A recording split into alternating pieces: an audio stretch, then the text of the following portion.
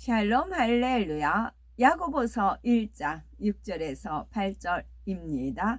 오직 믿음으로 구하고 조금도 의심하지 말라. 의심하는 자는 마치 바람에 밀려 요동하는 바다 물결 같으니 이런 사람은 무엇이든지 주께 얻기를 생각하지 말라.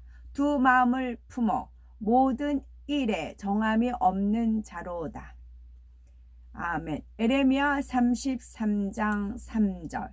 너는 내게 부르짖으라. 내가 네게 응답하겠고 네가 알지 못하는 크고 비밀한 일, 크고 은밀한 일을 네게 보이리라. 요한 1서 3장 21에서 22절입니다.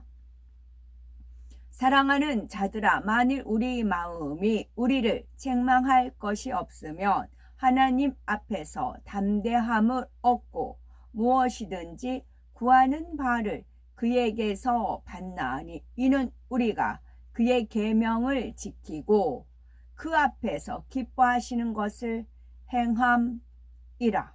아멘. 제목은 두 마음을 품지 말아야입니다.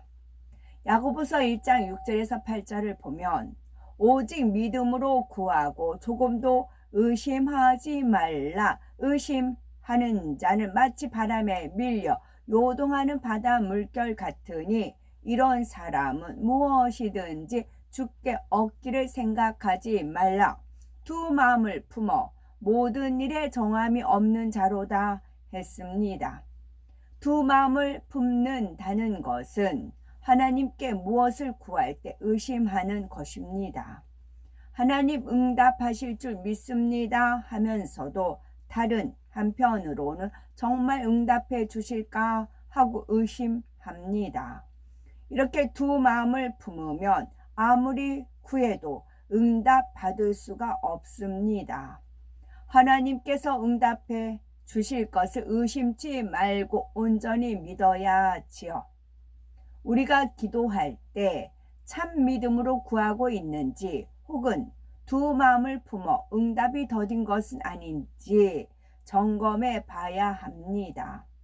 자신은 믿음으로 구했다고 생각하는데 하나님 보시기에는 아닌 경우도 있습니다.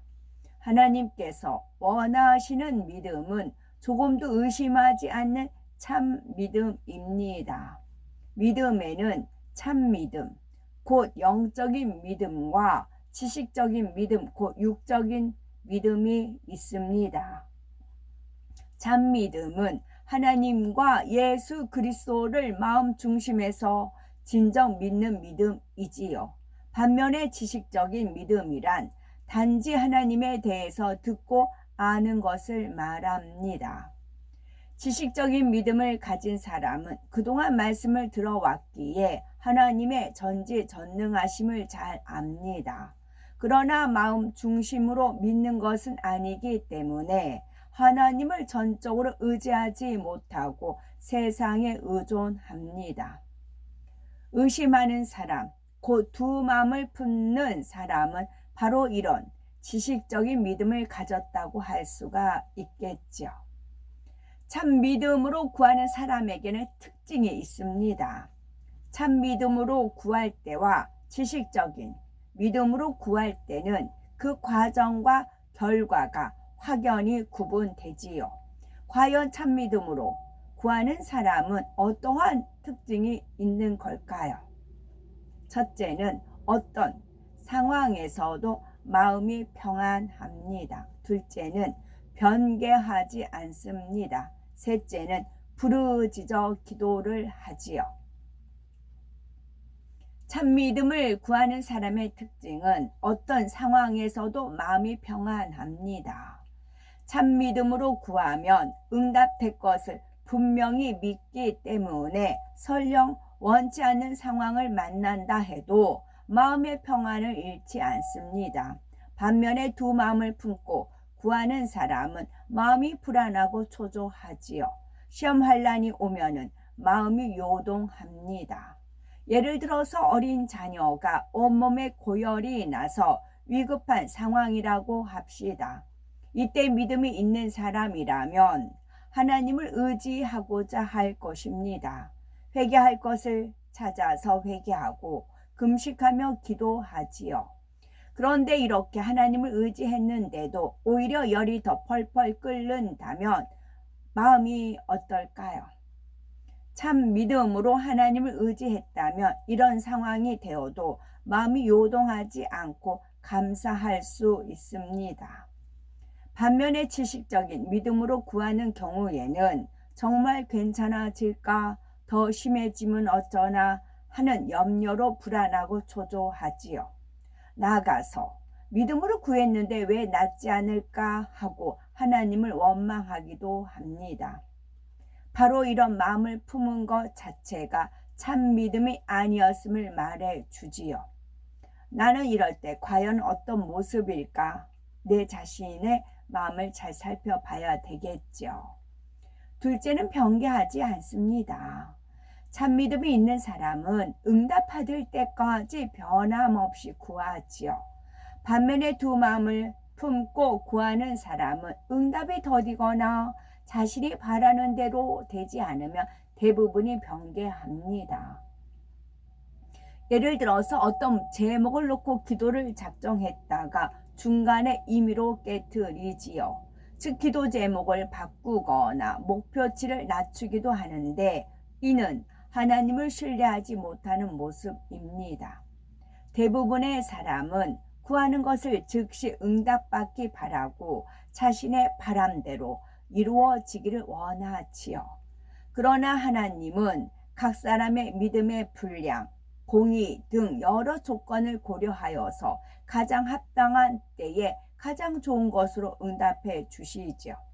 그러기 때문에 사람에 따라 응답받는 속도와 방법이 다를 수 있습니다.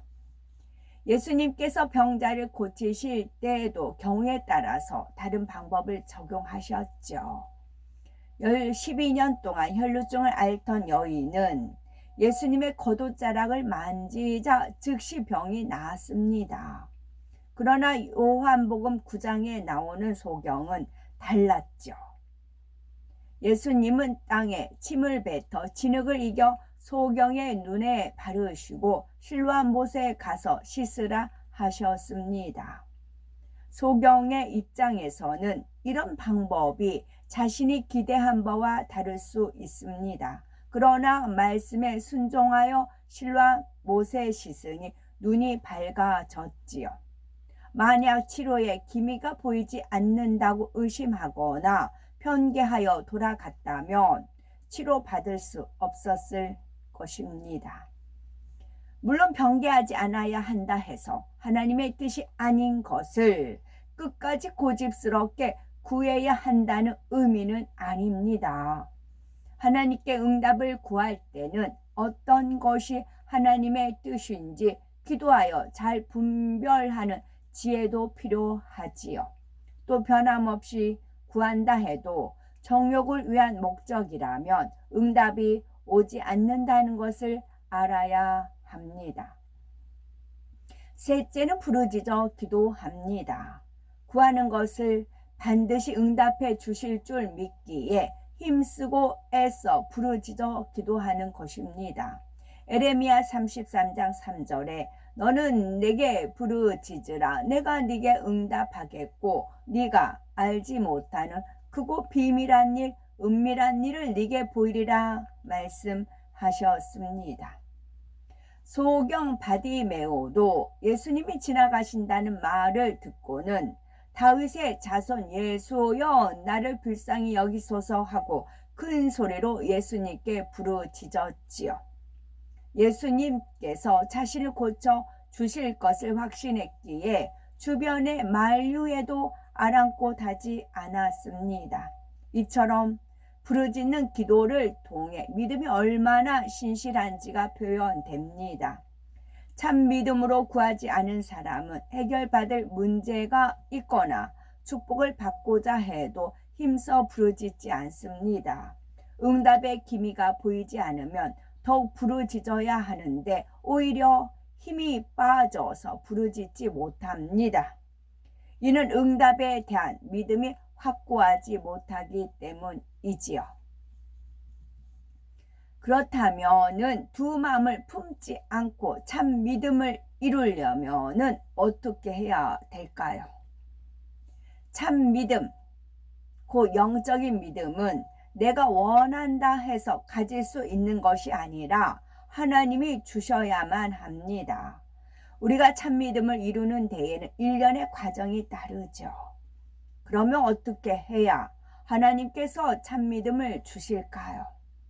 먼저는 하나님께만 구하겠다는 결단이 있어야 합니다. 해결해야 할 인생의 문제, 마음의 소원이 있을 때 필요한 모든 것을 오직 하나님께만 구하겠다는 의지가 있어야 하지요. 순간순간 의심이 들고 세상에 유혹이 와도 단호히 물리치고 변함없이 하나님만을 의지해야 하는 것입니다. 그리고 성령의 인도에 따라 열심히 진리를 행해 나가야죠. 어떻게 하면 하나님께서 기뻐하시는 말씀을 기뻐하시는지, 또는 말씀을 듣는 중에 또는 기도 중에 깨달으면 그것을 열심히 행해야지요. 물론 그럼에도 원하는 만큼 신속히 응답이 오지 않을 수도 있습니다. 그러나 하나님은 공짜가 없으시지요. 육의 부모도 어린 자녀가 부모를 전적으로 의지하며 품에 안겨오면 아이가 사랑스럽고 마음이 흐뭇합니다. 마찬가지로 하나님도 자녀들이 오직 하나님만 의지하면 기뻐하시지요. 공의의 법칙상 당장 응답해 주실 수는 없다고 해도 진리를 행하는 과정을 통해 영원히 잘되게 하십니다. 바로 육신의 생각을 하나둘 깨트리고 마음에서 비진리를 버릴 수 있도록 도우시는 것이지요. 육신의 생각, 곧 비진리의 생각이 있으면 참 믿음을 가질 수 없습니다. 이 육신의 생각은 마음속에 있는 비진리에서부터 나오지요. 따라서 마음에 비진리를 벗어버리는 만큼 중심에서 믿어지는 참 믿음이 주어집니다. 원수마귀 사단의 조종을 받지 않고 진리의 영인 성령의 음성을 듣기 때문인 거죠. 이렇게 성령의 음성을 들어나가면 마음의 담대함과 응답의 확신이 옵니다. 요한일서 3장 21에서 22절에 사랑하는 자들아, 만일 우리 마음이 우리를 책망할 것이 없으면 하나님 앞에서 담대함을 얻고 무엇이든지 구하는 바를 그에게 받나니라고 했으니, 항상 진리의 말씀대로 행하며 모든 상황 속에서 오직 하나님만을 의지함으로 구하는 것마다 응답받아야 되겠죠. 에레미야의 부르짖는 기도 살펴봅니다. 에레미야는 유다 왕 시드기야의 마음에 맞지 않는 예언을 하였죠. 시위대들의 에레미야는 유다 왕 시드기야의 마음에 맞지 않는 예언을 했다 하여서 시위대들에 갇히게 됩니다. 당시의 유다는 바벨론의 침략으로 피폐해져서 매우 절망적인 상태였지요. 이런 상황 속에서도 에레미야가 순종하여 부르짖을 때 하나님께서는 소망의 말씀을 주십니다. 비밀한 말씀, 곧 바벨론에 의해서 멸망한 예루살렘이 회복될 것이라는 말씀이지요. 이처럼 믿음으로 구하는 사람은 아무리 암담한 현실에 처해도 부르짖어 기도하여 응답을 받습니다. 아멘.